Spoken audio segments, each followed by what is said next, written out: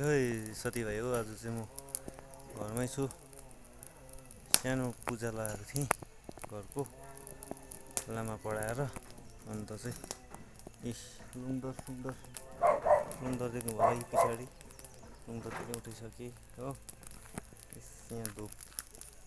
बालेको यो एकदम देख्नु होला हो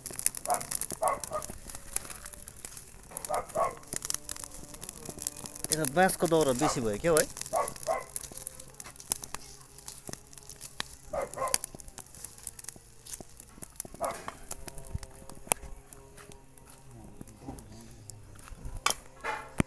यस्तो छ साथीभाइ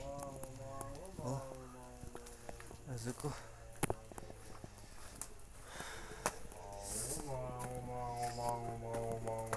भित्र पढाइ